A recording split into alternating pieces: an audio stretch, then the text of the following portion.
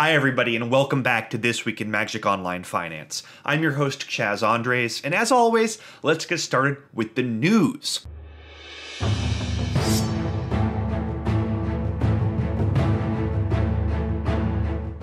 Now, of course, this week the biggest news is that Rivals of Ixalan is almost here, and this set looks sweet. I have no idea if any of the tribes are actually going to be good enough to compete with Energy on the top tier of Standard, but you have to admit that Merfolk and Vampires at least are looking pretty promising. Now, the key thing for me is that I don't think Wizards of the Coast is going to hang around and be all that patient if a second straight Ixalan set is kind of a bust in Standard.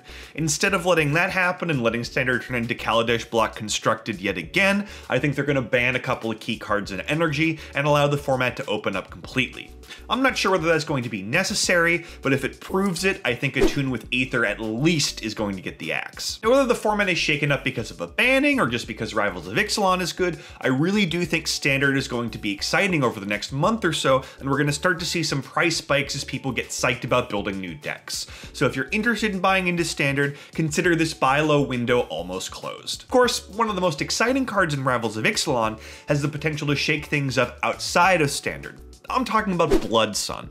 And while I'm excited about that card's application in Modern, alongside maybe the Ravnica bounce lands, some people are interested in making that work in Legacy and Vintage. Now, this has resulted in a couple of fairly major spikes. Lotus Vale is up about 3 tickets, and Scorched Ruin is up about a ticket and a half. And personally, I don't believe this Blood Sun combo is going to be fast enough to compete in either Legacy or Vintage. But if you disagree with me, if you think this combo has any legs, both of these cards are old enough and scarce enough that we're going to see some major spikes. They could quadruple at least if these decks have a hint of being good, so if you are a believer, now's a good time to buy in. Also making the news this week is a sweet mono-white Infect deck that's making the rounds in Pauper. And as a result, a Mercadian Masks common called Chomano's Blessing has jumped from straight bulk all the way up to 3 tickets, and it's still rising. Now, if you know anything about supply on MTGO, you know that Mercadian Masks cards are an incredibly low supply, and it's unlikely that Chomano's Blessing is going to be reprinted anytime soon. So if you can buy these cards anywhere near the 3 ticket mark, I'd get in now. If the deck is real, it has a chance of being a 10 ticket common. Let's move on to gaining ground, where the card that gained the most ground in Standard this week was Metallic Mimic. It jumped about 2 tickets from 3.5 up to about 5.5, and honestly, that's a pretty decent gamble to make.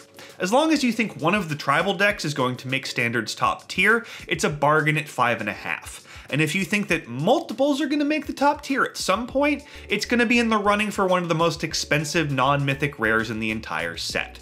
Now, this is far from a given, of course, but considering its versatility and its casual love, I really do think this card still has some ground to gain. It's got a shot to be a 10 and 12 ticket rare for a while. Let's move on to Modern, where the card that gained the most ground this week actually spent most of November and December dropping in price.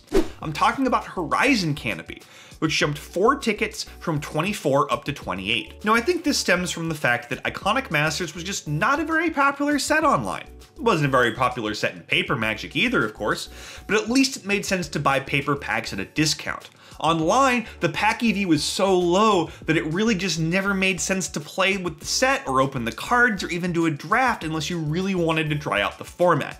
So as a result, not that many people ended up buying in. Horizon Canopy is still a really important card in Modern though, so if you've been holding out because of Iconic Masters, you wanted to buy it at its low, well, that low has come and gone. So make sure you buy in now before the price continues to go up. Let's move on to the biggest loser, where in Standard we yet again have to talk about the Scarab God, which dropped 3 tickets from 33 down to 30 this week. But it hasn't been dropping continuously throughout the holidays. If you haven't checked in since mid-December, the price was actually 24 tickets back then, and it's gained ground mostly since then. Now, the truth is that the Scarab God isn't really on an upward or a downward trajectory right now. It's in a holding pattern as we wait to see what Rivals of Ixalan is going to do to Standard.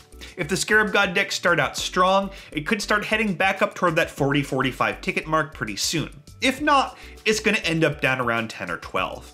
And right now I'm just sort of holding off, I'm waiting to see what happens. Now, there weren't any major losers in Modern this week, though Rest in Peace did drop 2 tickets from 8 down to about 6. And this is normal market fluctuation. The card has been as high as 9 and as low as 4.5 in the month since Ixalan has been released. And I wouldn't worry about this too much. I'd just say if you need a set, make sure you buy at one of those dips, and if you need to sell some extras, make sure you wait until it's over 8 again, which I expect to happen soon. Now, continuing our Pauper discussion from earlier, my sneak of the week this week is a Pauper staple. It's Spider Silk Armor from Mercadian Masks. It's a common that was 2 tickets back in October. It's up to about 8 or 9 tickets now, and it's continuing to climb thanks to the fact that it sees play in Pauper Elves. Now, Pauper is in the spotlight at the moment thanks to the fact that it's making the leap into paper for the first time, so I wouldn't be surprised if this Mercadian Masks common ends up stabilizing over the 10 ticket mark. So let's end the week by taking a look at some tidbits from the MTGO traders sales data over the past 7 days.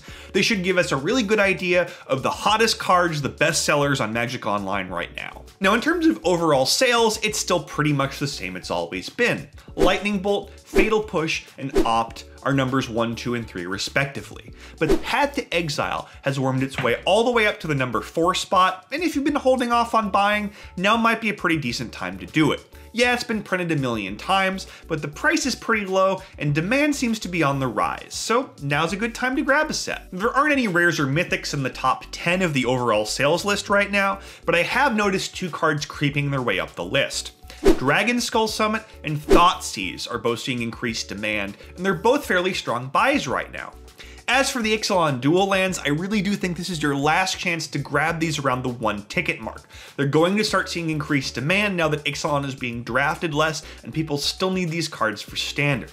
Thoughtseize I like a lot as well. I think it's going to follow that Horizon Canopy arc and start tracking up now that Iconic Masters is behind us. Now, in terms of overall value sold, the top 2 cards are Liliana of the Vale and Mox Opal, which doesn't come as any kind of surprise to me. Modern is easily the most popular constructed format at the moment, and those 2 cards are the hottest staples. The rest of the list is interesting too. You've got Wasteland, Scalding Tarn, and Horizon Canopy.